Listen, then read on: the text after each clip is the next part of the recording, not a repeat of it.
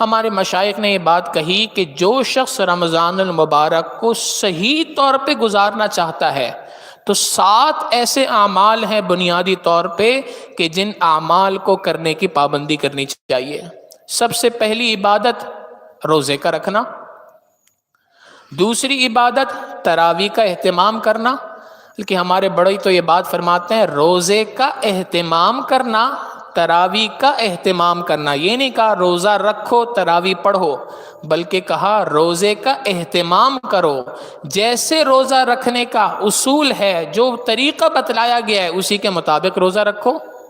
اور جیسے تراویح پڑھنے کے اصول سمجھائے گئے ہیں ویسے تراویح پڑھو۔ ہم تو چاہتے یہ ہیں کہ بھئی تراویح وہاں پڑھیں جو سب سے شارٹ کٹ ہو، جہاں پہ سب سے جلدی تراویح ختم ہوتی ہو وہاں پہ تراویح پڑھی جائے، جبکہ اصل اصول یہ ہے کہ تراویح ایسی جگہ پڑھنی چاہیے کہ جہاں پر امام یا پڑھانے والا شخص حروف کی، تلفظ کی صحیح طور پہ ادائیگی کر رہا ہو، ان تمام چیزوں کی رعایت رکھ رہا ہو، اور پھر اگر ایسی جگہ ہو جہاں قرآن کریم کو سمجھنے کا کچھ موقع مل جائے تو نور علی نور، ایسی بہت ساری جگہیں ہیں جہاں پر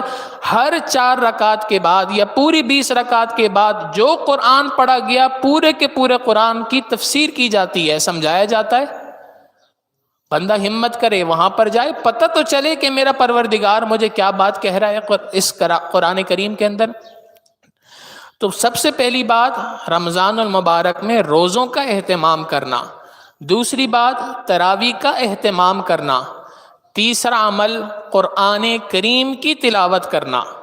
اب اپنی ہمت کے مطابق قرآن کریم کی تلاوت کرے، مگر اگر پلان کیا ہے کہ رمضان میں 5 پارے پڑھنے ہیں تو آج 1 پارہ پڑھنا شروع کرے، پھر آہستہ آہستہ اس کی تعداد کو بڑھائے، یہاں تک کہ رمضان المبارک کا مہینہ آئے تو 5 پارے پڑھنا آسان ہو جائیں۔ تو تیسرا عمل قرآن کریم کی تلاوت کا کرنا۔ چوتھا عمل ہمارے بڑوں نے کہا اللہ کے راستے میں خرچ کرنا۔ نبی علیہ السلام فرماتے ہیں شہر رمضان شہر المواسات، یہ تو غمخواری کا مہینہ ہے، اپنے بھائیوں کی مدد کرنے کا مہینہ ہے۔ حضرت عائشہ رضی اللہ تعالیٰ عنہ فرماتی ہیں نبی علیہ السلام عام مہینوں کے اندر بھی بڑے سخی ہوا کرتے تھے، مگر جب رمضان المبارک کا مہینہ آتا تھا تو اللہ کے حبیب صلی اللہ علیہ وسلم کی سخاوت اپنے عروج پہ پہنچ جایا کرتی تھی، جیسے ایک تیز ہوا کا جھونکا ہوتا ہے، نبی علیہ السلام کی سخاوت بھی اتنی تیزی کے ساتھ چل رہی ہوتی تھی، اللہ کے راستے میں خوب مال خرچ کیا کرتے تھے۔ لہٰذا اللہ کے راستے میں مال خرچ کریں، کوئی نہیں کہتا کہ کروڑوں روپے خرچ کرنا ہی ضروری ہے، جتنی جس کی استعداد، جس کے پاس 1 روٹی اس نے آدھی خرچ کر دی تو اس کا آدھی روٹی خرچ کرنا کروڑ پتی انسان کے لاکھ روپے خرچ کرنے کے برابر نہیں ہو سکتا۔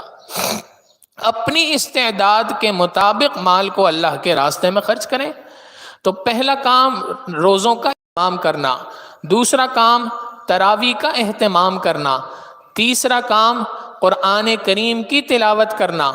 اور چوتھا کام اللہ کے راستے میں مال کو خرچ کرنا۔ 5واں کام کہ دعاؤں کا اہتمام کرنا، بالخصوص تہجد کے وقت پر اور بالخصوص افطار کے وقت پہ۔ ان 2 اوقات کے اندر اللہ رب العزت بندے کی دعا کو ضرور قبول فرماتے ہیں، لہٰذا ان 2 اوقات میں کثرت کے ساتھ دعاؤں کا مانگنا۔ اب بندہ کثرت سے دعا اس وقت مانگ سکتا ہے جب ابھی سے دعا مانگنے کا اہتمام کرے۔ جس کو پورا سال دعا مانگنے کا اہتمام نہ ہو جس کا، تو جب یکم رمضان کو وہ ہاتھ اٹھاتا ہے تو 1 منٹ کی دعا کے بعد سوچتا ہے اب مانگو کیا۔ ہمارے بڑوں نے طریقہ یہ سکھلایا کہ بھائی شعبان کے مہینے سے دعائیں مانگنا شروع کر دو اللہ سے، اور جب دعا مانگتے ہوئے یہ سوال ذہن میں آ جائے اور کیا مانگوں، تو اس وقت پہ اللہ سے یہ مانگو کہ اللہ دعا مانگنا نہیں آتی، دعا مانگنا سکھلا دیجئے۔ یہ بھی تو ایک عمل ہے نا، یہ بھی تو ایک عبادت ہے جو عبادت ہمیں نہیں آتی، لہٰذا اللہ سے یہ دعائیں کرنا۔ تو ایک کام دعاؤں کا اہتمام کرنا، اور اگلا کام اعتکاف کا اہتمام کرنا، یعنی رمضان المبارک کے آخری 10 دنوں کے اندر سنت اعتکاف کرنا۔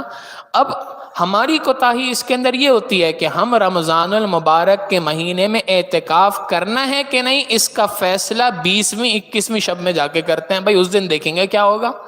حالانکہ اس کا فیصلہ ابھی سے کرنا ہے، پہلے سے نیت کرنی ہے اپنے دل کے اندر کہ بھائی میں نے اعتکاف کرنا ہے، پھر اس کے مطابق اپنے تمام کے تمام چیزوں کو انتظام کرنا ہے، مصروفیات کو اسی کے اعتبار سے ارینج کرنا ہے، تاکہ جب 21ویں شب آئے تو میں مسجد کے اندر اعتکاف کی حالت میں موجود ہوں، اور اس کے لیے اللہ سے دعائیں بھی مانگیں۔ تو یہ مختلف 7 عبادات ہیں جو ہمارے اسلاف نے بتلائی ہیں۔ ان 7 عبادات کو رمضان المبارک میں وہ بندہ کر سکتا ہے جو رمضان المبارک کے آنے سے پہلے اس شعبان کے مہینے کے اندر ان عبادات کو کرے گا۔ لہٰذا ان عبادات کے کرنے کا ابھی سے اہتمام کریں۔